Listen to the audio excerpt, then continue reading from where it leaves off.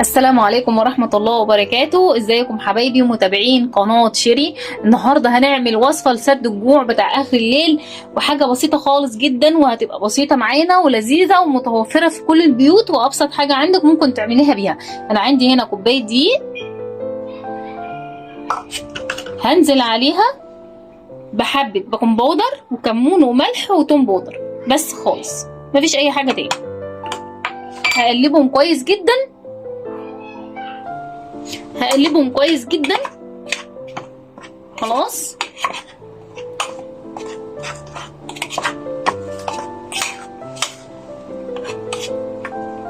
وهنعمل ايه؟ عندي حبة لبن هعجنها بلبن، نعجنها باللبن، مفيهاش اي تعب خالص ولا اي حاجة خالص.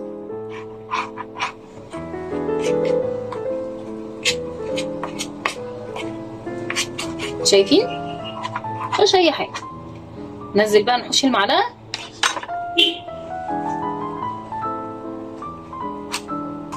ما تخافيش، انا عايزه العجينه تكون بتلزق حلوه، ما تقلقيش منها، هي بسيطه جدا جدا فوق ما تتخيل.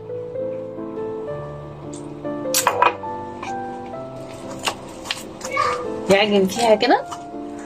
خلاص هي كده اتعجنت، هي طريه معايا. هحط لها معلقتين سمنه، مش كتير.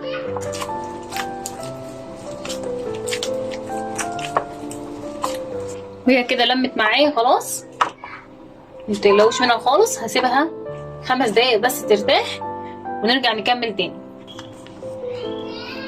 ودي كده يا حبايبي العجينه بتاعتي بعد ما سيبناها 5 دقايق، مش كتير خالص يعني. انا عجنتها معاكم وسبتها مفيش 5 دقايق. رشيت شويه دقايق تحتيها وارش شويه دقايق على وشها وهفرد.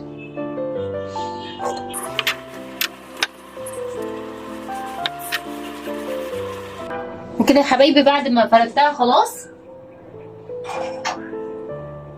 هجيب عندي كوبايه عاديه خالص وهبدا اقطعها بيها.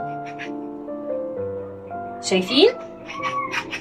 عاديه خالص، هتبقى زي كده ورقيقه زي كده.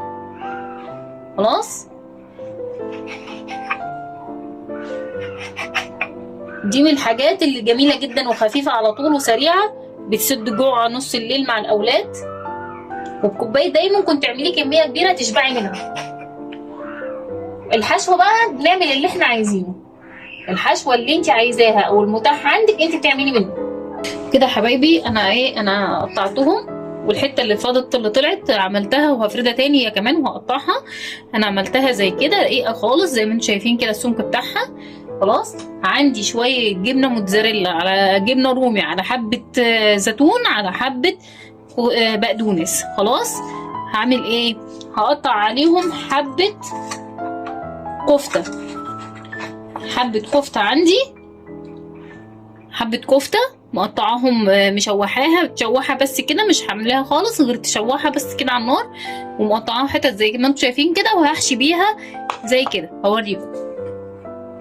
شايفين اهي العجينه بتاعتي اهو، حبه جبنه موتزاريلا على جبنه رومي على زيتون على بقدونس على كفته، واقفل كده عادي.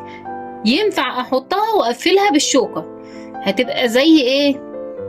زي اللي هي بتاعت السمبوسه. هنعملها زي يعني بتبقى الشوكه، قفله الشوكه بتبقى زي بتاع السمبوسه. ينفع اعملها واقفلها بالشوكه لو انا ما عنديش اللي هي القالب بتاع السمبوسه، زي ما بنعمل السمبوسه. اللي ما عندوش قالب سمبوسه فبنعمل بالشوكه من الجناب كده بدل ما اضغط عليها كده. لكن انا عملتها كده اسهل حاجه على طول، اسرع حاجه عشان اخلصها على طول. اخلصهم بقى وارجع لكم. ودي الكميه يا حبايبي اللي هي طلعت بعد ما عملتها ودوست عليها بالشوكه زي ما انتم شايفين كده على حروفها بالشوكه، وحشيتهم كلهم. هناخدهم بقى نقليهم، اقول لكم هنعمل فيهم ايه. ممكن تدهنيها وش صفار بيضه وتحطي وترش على وشها يا اما سمسم يا حبه البركه، وممكن تدهنيها لبن وتحطي برضو نفس الكلام على وشها وتدخلها الفرن. لكن لو انت هتدهنيها بيض، صفار بيض، ممكن تقليها عادي، وانا ممكن اقليها كده عادي من غير اي حاجه خالص. خلاص يلا بقى بينا كده يا حبايبي. انا خلاص خلصت يعتبر تحمير، بس حبيت بس اوريلكم الحته دي قبل ما اقفله.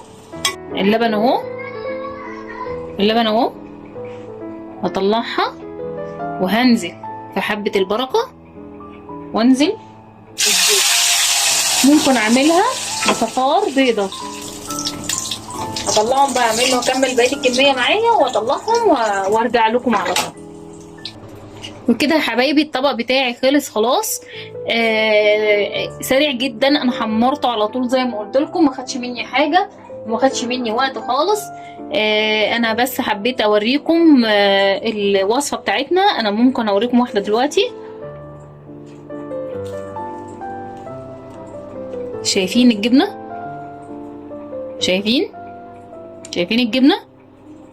وعايزه اقول لكم شايفين العجينه نفسها مورقه ازاي؟ العجينه نفسها تحفه. شايفين العجينه عامله ازاي؟ العجينه مش قادره اقول لكم يعني عامله ازاي، جميله جميله جدا. خلاص شايفين الحشوه بتاعتها جميله من جوه. يلا بقى قوموا اعملوا لولادكم ولحبايبكم ولكل اصحابكم ولكل حبايبكم. يلا بقى اسيبكم واشوفكم في فيديو جديد. بس قبل ما نقفل الفيديو بتاعنا، لايك وشير وسبسكرايب وكومنت جميل بدعوه حلوه زي قلبكم الابيض منكم. يلا اسيبكم في رعايه الله واشوفكم في فيديو جديد ان شاء الله.